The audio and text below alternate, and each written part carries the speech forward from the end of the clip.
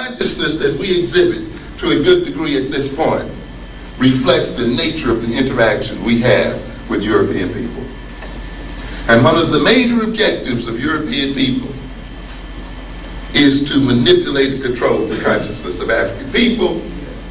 And through their manipulation and control of the consciousness of African people, divert that power, which ordinarily would be the power of African consciousness, to their own use, and increase their prosperity and power thereby.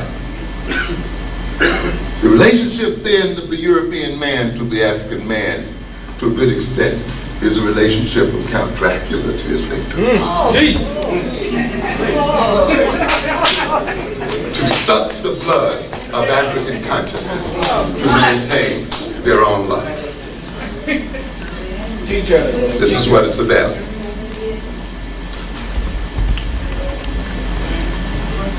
Let's be a little more concrete.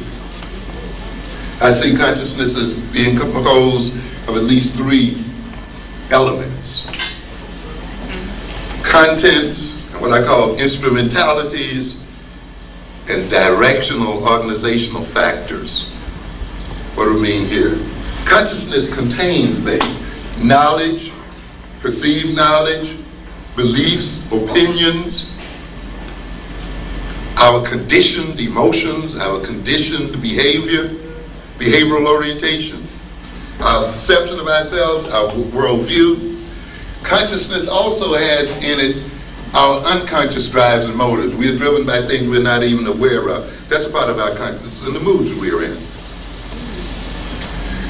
Consciousness also contains what I call the methods of information processing. See, it's not enough just to have knowledge and facts and beliefs and have them exist in your mind. That's sort of a static type of thing. You also now must find some way of using the contents of your mind. And you put them to use by processing them through using the instrumentalities of reasoning and thinking. You think about what you know. You organize what you know to solve certain problems. You bring pieces of knowledge and information together and organize that knowledge and information in a way to solve a problem. You recall information. You act in terms of what you believe. You use logic, critical analysis, deductive reasoning, inductive reasoning. All of these are means by which we work on knowledge and information and work on our perception of the world as we see it. Analogical thinking, conceptual thinking. We look at events going on in the world and we abstract a rule. Well, every time this happens, that happens. And we can even put it in an equation of some kind. X plus y leads to this, or x squared plus this, which can describe phenomena that occurs in the real world. It means we have abstracted from what we see in the world a rule, you see, and set of rules. We infer from what we see about things we do not see. We look at the implications of things. We use what? Intuition and so forth. All of these are the instrumentalities of consciousness, are the means by which consciousness operates on what it knows, what it remembers, what it perceives, what it even does not know, in order to achieve certain ends and certain points. The instrumentalities of consciousness express what we know and believe and so forth. So our personal skills, the intellectual skills, and academic skills are the means by which we use the knowledge and memory and all the other things we have. Occupational skills, skills at learning and remembering. The other aspect of consciousness is what we call the directional aspect. It's not enough just to have the skills to process information. You see, and to organize it. You got to organize it for a reason, to achieve a particular point, to satisfy some value, some wish, or some need. You see, I was looking at a discussion here the other evening with a very esteemed public intellectual who apparently had the capacity to reason and think very well. He's been educated in philosophy. and who has apparently a good deal of knowledge. They were supposed to be talking about alternatives to black problems and black leadership. And I didn't see one black problem discussed at all during that 2 hours. No issue confronting the black community was dealt with at all. Oh, but there was plenty of reasoning. There was plenty of knowledge being displayed there and so forth. But nothing in the sense of applying it to the end of liberating black folk. Applying it to the end of gaining freedom and enhancing the quality of life of black folk.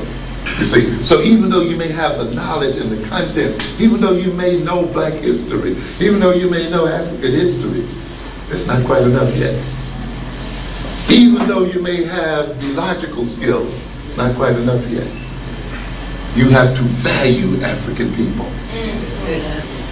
You have to value African liberation.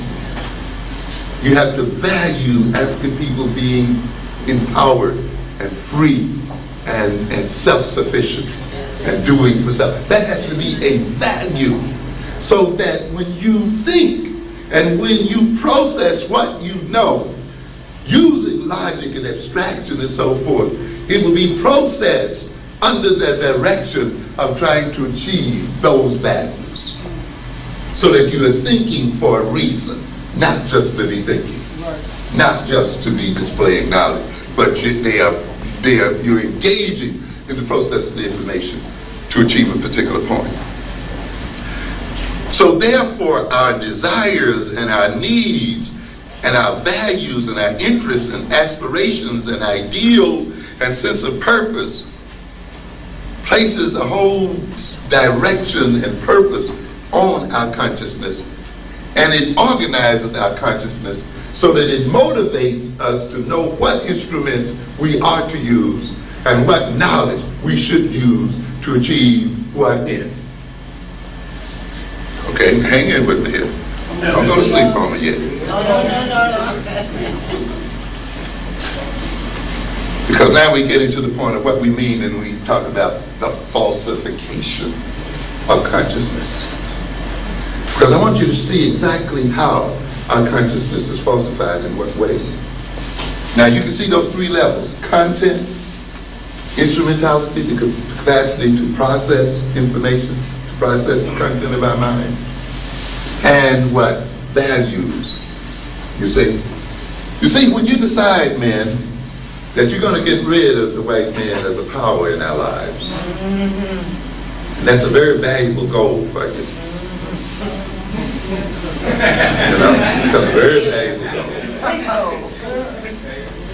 What you do usually when you say, this is my goal, you start then to run an assessment of your capabilities, don't you? How capable are we of achieving this goal? What kind of knowledge must we have to accomplish this goal? What kind of information must we gather and make a part of our minds and the store of our knowledge in order to accomplish this goal? This is our goal. We want to be free of being ruled by white men. Okay? Now once you kind of get that together, what kind of mental skills must be what?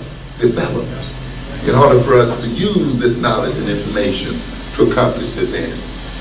Do we think abstractly enough? Because these people are very abstract thinkers.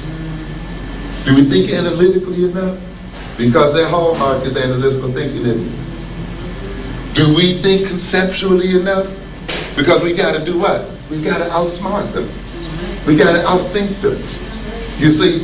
And when we look at ourselves and say, well, our thinking skills are not what they should be and not up to that task, then we recognize we got to go to thinking school, haven't we? We got to go where? And learn and develop. See, that's what a value will do for you. It will say, look, if you want to get this, you better sharpen up this skill, you better develop that skill. Do we know how to sit down with other men for 2 or 3 hours or 4 or 5 hours and really think and plan together? Do we know how to stay focused on the subject matter so that we can get something done? Can we subdue our egos and so forth long enough to solve the enterprise?